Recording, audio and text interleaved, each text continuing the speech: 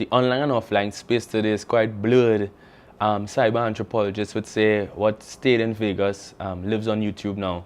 And there's definitely a blurring boundary. In fact, it's quite challenging for me in personal relationships where people, I think, see my blogs and then they see me in real life and then like, oh, this is a contradiction. So the blogs definitely give more visibility to some of the action and the public politics you take. And you have much more complex social living as an individual. I think there's a little bit more consistency with my ideologies and what I advocate for in my public politics. But as any person, I have challenges on executing these values and ideas that I have. So it's an interesting dynamic, but it's also relevant because I get to, again, meet with young people who Google. You see, that's the thing.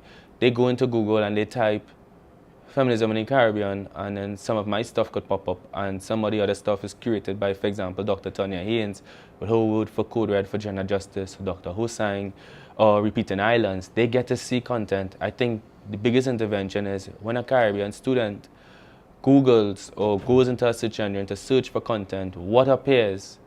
And you know, what we don't want is an algorithm of exclusion. And these new feminist voices could really give some access to that. But the last part, I think, is the most powerful thing, is the power of testimony. Now, there is a testimony when people read a blog and have feedback because they usually identify through their experiences.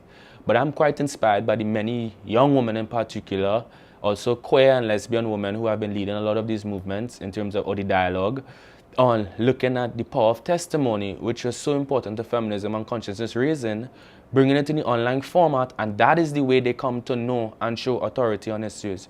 So it's also cathartic in a big way. Sometimes you read a blog and like, yeah, I just needed somebody to say that. Because oftentimes our state leadership in the region do not meet the imperative of groups like us. So it's important for me to be aware of my status, my privilege, and my identity as a heterosexual, male, Trinidadian person in a Caribbean landscape, using as much dreadlocks, tattoos, and earrings I could have to advance my message in a way that they could identify with it, but also sometimes sit back and connect people to further readings on feminist women and their scholarship so they reproduce the same kind of privilege and colonizing cyberspace.